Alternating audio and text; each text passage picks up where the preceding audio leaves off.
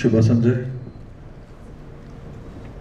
ನಿಜವಾಗ್ಲೂ ಭಾಳ ಖುಷಿ ಆಯ್ತು, ಯಾಕೆಂದರೆ ಶಿವಣ್ಣ ಅವ್ರನ್ನ ನಾನು ಇಲ್ಲಿವರೆಗೂ 2 ಸಲ ನೋಡಿರೋದು. ಒಂದು ಮದಗಜ ಟೈಮಲ್ಲಿ, ಅದಾದಮೇಲೆ ಇವಾಗ. ನಾವು ಸ್ವಲ್ಪ ದಪ್ಪಗೆ, ಸಣ್ಣಗೆ, ಕಪ್ಪಗೆ, ಸ್ವಲ್ಪ ಕೂದಲು ಉದುರಿದೆ, ಎಲೆಕ್ಷನ್ ಎಫೆಕ್ಟು. ಆದರೆ ಶಿವಣ್ಣ ಅವರು ಮಾತ್ರ ಹಂಗೆ ಇದ್ದಾರೆ. ಖುಷಿ ಆಗ್ತದೆ, ಯಾಕೆಂದರೆ ಅವ್ರು ಹುಟ್ಟಿರೋದು ದೇವ್ರ ಹೊಟ್ಟೆಯಲ್ಲಿ. ಏಕೆಂದರೆ ಯಾರು ಇವತ್ತು ನಿಮಗೆ ಗೊತ್ತಿರ್ಬೋದು, ಕನ್ನಡ ಫಿಲ್ಮ್ ಇಂಡಸ್ಟ್ರಿ ಅಂದರೆ ಇವತ್ತು ಇಲ್ಲಪ್ಪ ಒಂದು KGF ಸಿನಿಮಾ ಅಥವಾ ಇನ್ನೊಂದಷ್ಟು ಸಿನಿಮಾಗಳ ಹೆಸರು ಹೇಳ್ತಾರೆ.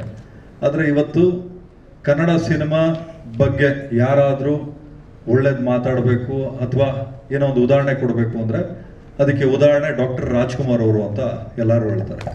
ಏಕೆಂದರೆ ಶಾಶ್ವತವಾಗಿ ನಮ್ಮ ದೇಹ ಇಲ್ಲಿ ಭೂಮಿ ಮೇಲೆ ಇರಲ್ಲ. ನಾವು ಮಾಡಿರೋಂಥ ಕೆಲಸ ಮಾತ್ರ ಶಾಶ್ವತವಾಗಿ ಭೂಮಿ ಇರೋವರೆಗೂ ಇದ್ದೇ ಇರ್ತದೆ.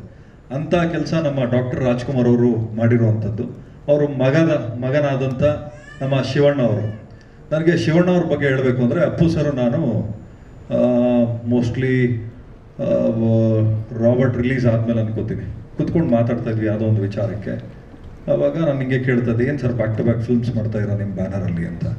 ಇಲ್ಲ, ಶಿವಣ್ಣ ಅವ್ರು ಫೋನ್ ಮಾಡಿಬಿಟ್ಟು ಕೇಳಿದ್ರು, ಏನಪ್ಪು ಯಾಕೆ ಸುಮ್ಮನೆ ಆಗ್ಬಿಟ್ರೆ, ಫಿಲ್ಮ್ಸ್ ಯಾಕೆ ತುಂಬ ಲೇಟ್ ಆಗ್ತಾ ಇದೆ, ಒಂದು ಅರ್ಥ ಮಾಡ್ಕೋ, ಥಿಯೇಟರ್ಸ್ ಎಲ್ಲ ಏನಾಗಬೇಕು, ಥಿಯೇಟರ್ಸ್ ಎಲ್ಲ ಮುಚ್ಚೋದ್ರೆ ಅವತ್ತು ನಮ್ಮ ಸಿನಿಮಾ ಎಲ್ಲಿ ಪ್ಲೇ ಮಾಡ್ತಾರೆ, ಆದಷ್ಟು ನಿನ್ನ ಬ್ಯಾನರಲ್ಲಿ ಸಿನಿಮಾಗಳು ಜಾಸ್ತಿ ಬರಲಿ, ಮತ್ತು ನೀನು ವರ್ಷಕ್ಕೆ 2 ಸಿನಿಮಾ ಮಾಡ್ತಾ ಇರೋ ಅಂತ ಹೇಳಿದ್ದು. ಯಾಕೆ ಈ ಮಾತು ಹೇಳ್ತೀನಿ ಅಂದರೆ, ಒಂದು ಸಿನಿಮಾ ತಯಾರಾಗಬೇಕಾದ್ರೆ ಅದ್ರ ಹಿಂದ್ಗಡೆ ಸಾಕಷ್ಟು ಶ್ರಮ ಇರ್ತದೆ. ಆ ಶ್ರಮನ ಅರ್ಥ ಮಾಡ್ಕೊಂಡಿರೋವಂಥ ಏಕೈಕ ಕುಟುಂಬ ಅಂದರೆ ನಿಮಗೆ ಗೊತ್ತಿರಬೇಕು, ದೊಡ್ಡ ಮನೆ ಅಂತ ಕರಿತೀವಿ. ಸುಮ್ಮನೆ ದೊಡ್ಡ ಮನೆ ಅಂತ ಕರೆಯಲ್ಲ, ಯಾರೇನೇ ಅನ್ಕೋಬೋದು. ಯಾಕೆಂದರೆ ಸತ್ಯನೇ.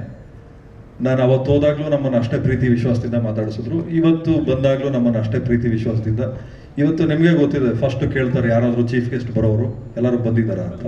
ಬಂದಿದ್ದಾರೆ ಸರ್, ಪ್ರೋಗ್ರಾಮ್ ಸ್ಟಾರ್ಟ್ ಆಗಿದೆ ಅಂದರೆ ನೀವು ಮಾಡಿ, ಆಮೇಲೆ ನಾನು ಬರ್ತೀನಿ ಅಂತ. ಆದರೆ ಶಿವಣ್ಣ ಅವರು ಪ್ರೋಗ್ರಾಮ್ ಶುರು ಆಗೋಕ್ಕೂ ಮುಂಚೆ ಆನ್ ಟೈಮ್ ಬಂದು ಕೂತಿದ್ದು, ಚಿಕ್ಕಣ್ಣ ನಿನ್ನ ಮುಂದೆ ಹೋಗು, ನಿನ್ನಿಂದ ನಾನು ಬರ್ತೀನಿ ಅಂತೇಳಿ ಹೇಳಿರುವಂಥ ದೊಡ್ಡ ಗುಣ ಇರುವಂಥ ಒಬ್ಬ ವ್ಯಕ್ತಿ. ಆಮೇಲೆ ಸ್ಕ್ರೀನಲ್ಲಿ ನಾನು ಹೇಳ್ತಾ ಇದ್ದೆ ನಮ್ಮ ಡೈರೆಕ್ಟ್ರಿಗೆ, ಒಂದು ಗಿಫ್ಟ್ ಅಂತ ಕೊಟ್ಟರೆ ಅದಕ್ಕೊಂದು ಬೆಲೆ ಕಟ್ತಾರೆ. ಆ ಗಿಫ್ಟ್ ಕೊಡೋದ್ರ ಜೊತೆಯಲ್ಲಿ ನಮ್ಮ ಶಿವಣ್ಣ ಅವರು ಇಷ್ಟಪಡಬೇಕು ಮತ್ತು ಜನನೂ ಇಷ್ಟಪಡಬೇಕು, ಒಂದು VT ರೆಡಿ ಮಾಡಿ ಅಂತ. ನಾನು ಹೇಳಿದ್ದು ಭಾಳ ಟೈಮ್ ಆಗಿಬಿಟ್ಟಿತ್ತು, ಭಾಳ ಕಡಿಮೆ ಅವಧಿ ಇತ್ತು. ಆವಾಗ ನಮ್ಮ ಡೈರೆಕ್ಟ್ರು ಮತ್ತು ಇಡೀ ನಮ್ಮ ಸಿನಿಮಾ ತಂಡ ಒಂದು ಒಳ್ಳೆ ಎಫರ್ಟ್ಸ್ ಹಾಕಿ ಒಂದು VT ರೆಡಿ ಮಾಡಿದ್ರು. ನನಗೆ ಅಲ್ಲಿ ಕುತ್ಕೊಂಡು ನೋಡ್ಬೇಕಾರೆ, ಅಯ್ಯೋ ಏನ ಶಿವಣ್ಣವ್ರ ಜೊತೆಲಿ ಇಷ್ಟು ವರ್ಷ ಅನ್ಯವಾಗಿ 7 ವರ್ಷ ಕಳೆದ್ಬಿಟ್ಟು ಒಂದೇ ಒಂದು ಸಿನಿಮಾನೂ ಮಾಡಲಿಲ್ಲ ಅಂತ.